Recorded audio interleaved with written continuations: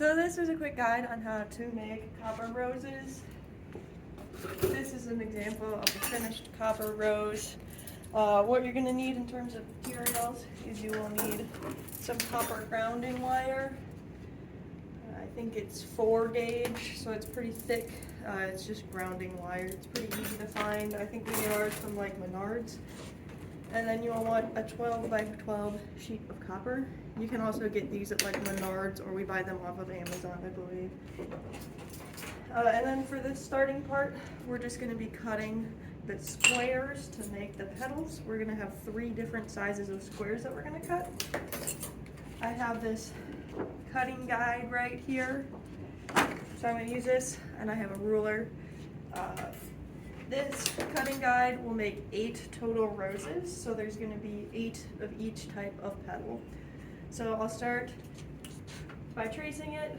I will start by making a, come closer, mark at 3 inches in, and then another mark 3 inches after that one.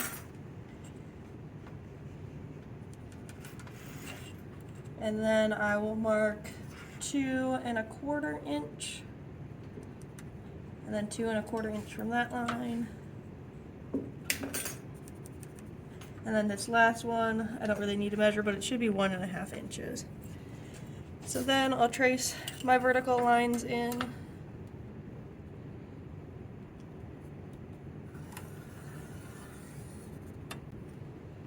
And I just use a pencil for this because it rubs off super easily. And try to have these lines straight. That one was not straight at all. I'm going to fix that.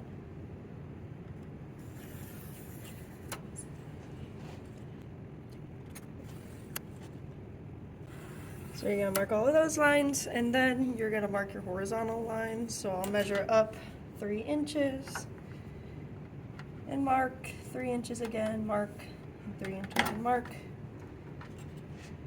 And then I'll measure my 2 1/4. I can't do math, so I just scoop my ruler up for the other 2 1/4 ones.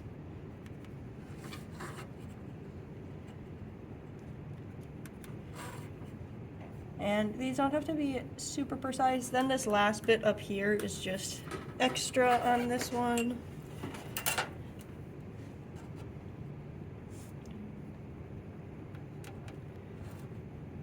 So then I'm marking my 1 1/2 inches all the way up. Mark those, and then I'll trace in my horizontal lines.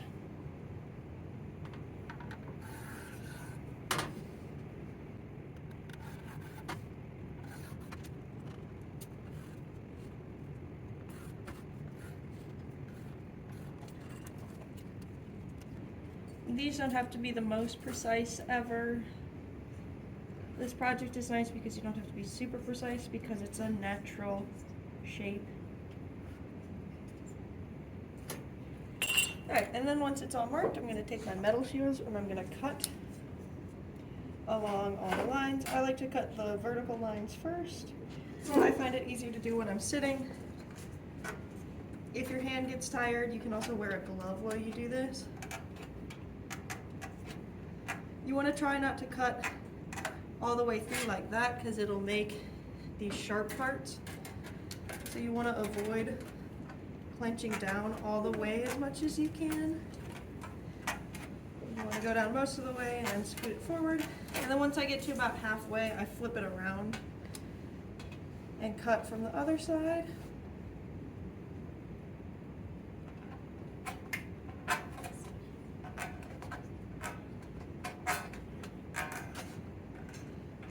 Until I meet that cut line.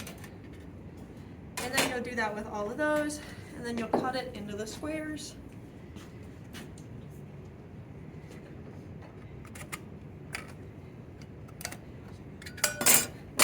And then you'll end up with a bunch of these squares. And we get to go to the next part. Our actual ones, we're going to want 1 square of each size. And we have this tool that we already have made. It's basically a door hinge that's screwed onto a block of wood. And then it has 3 holes drilled into it, both sides, that match up to the center of each of these squares. If you need to make your own, get a door hinge, set up your square, mark where the center is, and drill through it. And then we have this pin punch. I don't know where it came from, but I'm sure you can find it at the store somewhere if you need more, or if you don't have one. I'll start with the small one. I set it in, I line the bottom up to the bottom of the hinge, and then I would use the closest in hole for that one. I'll take my hammer. It can be any type of hammer. It doesn't have to be a ball peen. This is what we have. And you hit it until it goes all the way through. And now it's going to be a little stuck. So you just hammer it until it comes out. And then you should have a hole about in the center.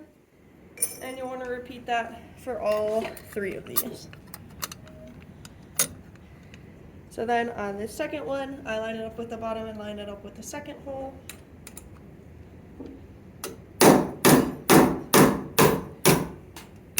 And hammer it.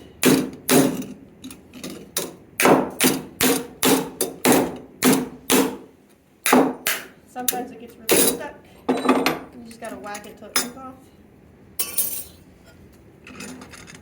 And then I'll make the hole on my last one. Again, I lined it up with the bottom. I close it, and now I will be on this 3rd hole. Hammer it.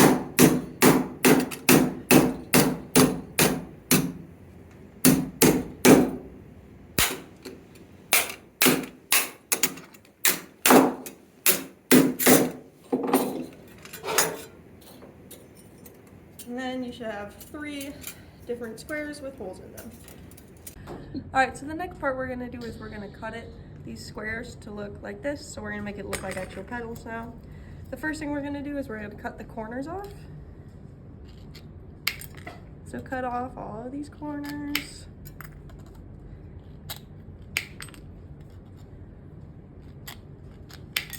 And I can cut in a little more than I did.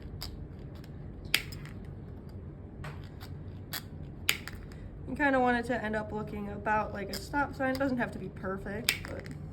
And then we're gonna cut in on all the flat parts towards the center. You don't want to cut all the way to the center because we're gonna be riveting this part onto it. We're gonna be riveting the stem onto it. So you need enough space for that. You also don't want it to break at the center. So you want to leave a good amount of space there.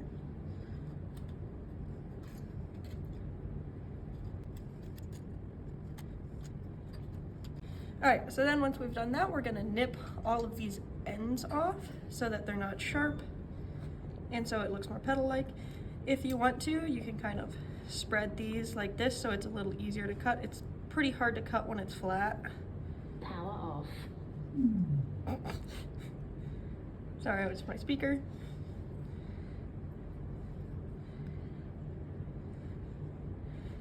Alright, so then we're going to cut all of these off.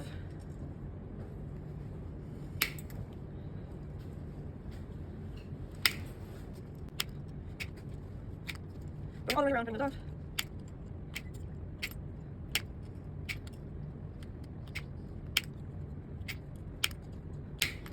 And then it should end up looking about like that. And then we get to go to the next part, which is hammering. From here, we're basically going to texture our petals so they look more petal-like. We have this type of hammer. It basically has a sharp-ish edge on it that when you hit it, add texture to the petal.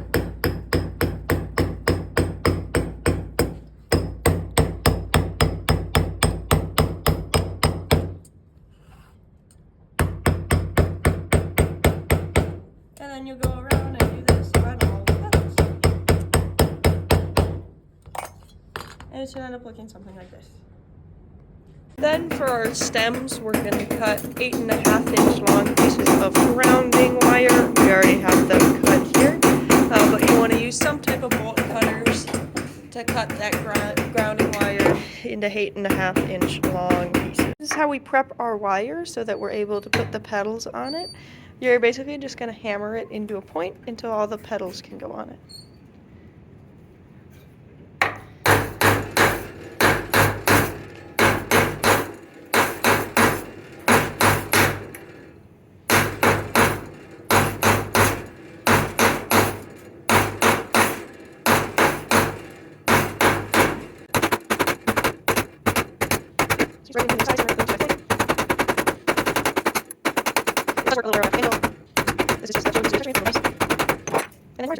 Alright, so now that we have our wire and our pedals prepped, we're going to put it together to look like this.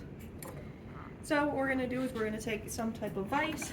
These wood ones are a little tricky, but if you get it braced right, you can do it. I like to brace it against the middle part in there. And then you tighten it pretty tight. And then you place your pedals on. If you didn't texture both sides of this small one, you're going to want to put it on upside down. If you texture both sides, it doesn't matter. You'll put on all three of those, and then you'll take this tool. It's just a metal rod with a hole drilled into it, and then you'll place it on top. Then make sure it lines up with the wire, and you hammer it down to set it.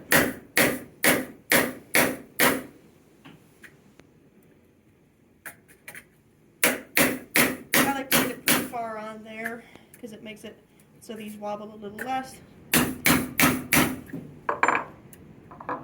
And then you're going to take some type of nipper. I like these kind of top nippers because it makes it so you can get down on it pretty easily.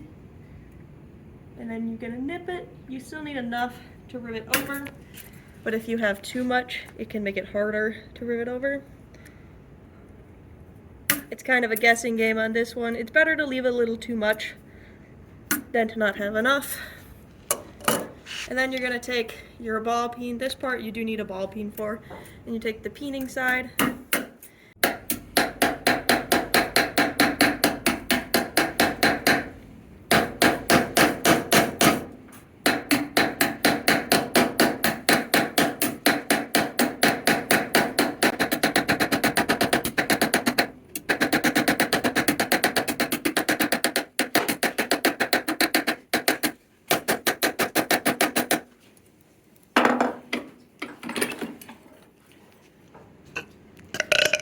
So on our stems, when you cut them, the end can be a little bit sharp, so one thing you do is hammer them down just to kind of flatten that bottom and make it less sharp, and then if it's still a little sharp, you can file it down a little bit later so it doesn't cut anyone. So it becomes a little flatter. So now we get to the shaping of the roses. So this is what will really start to make it look like a rose rather than just some flat pieces of copper. So we shape these generally using 2 pairs of pliers. Some curved pliers work a little better, but if you don't have curved pliers, you can use these normal pliers. So Claire is turning the petals up and then shaping them in. And I think the way that she does it is doing them on alternate sides.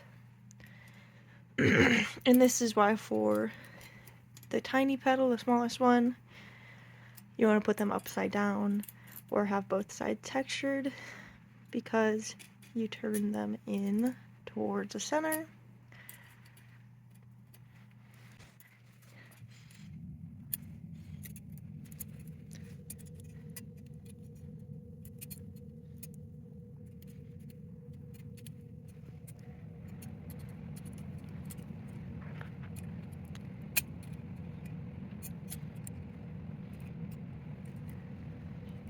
You can squeeze them out in with the pliers. You don't have to do it this exact way. Whenever someone else shapes it, it always looks a little different based on your kind of personal style.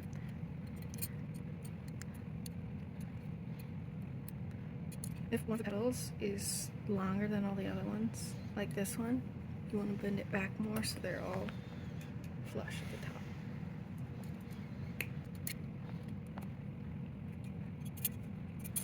That's right, the curve pliers make it a little easier as you're turning petals out. This is kind of why we use copper, because it's easy for us to mark up, and it's easy for us to move with the pliers. Metals like steel can work for this. They're just going to be a lot more difficult to work with. So you want some type of soft metal like copper, or some people use brass.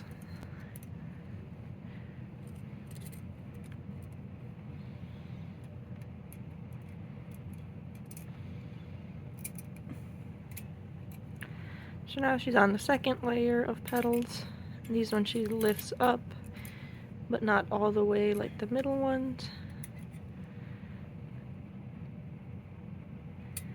And this one, it's more of tilting the edge out than pushing the whole pedal in.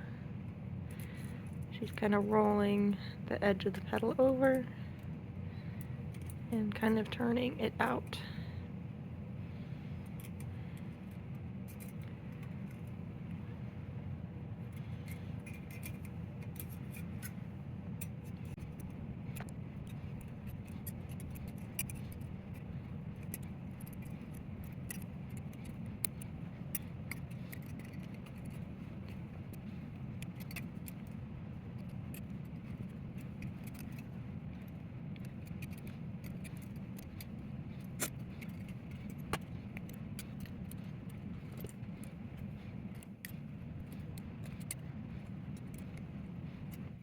The largest set, she'll basically do the same thing that she did on the previous one, where she kind of lifts them up and then shapes them out. And there's no real like right or wrong way to do this. It's kind of just figuring out what method looks for you to get the look that you want.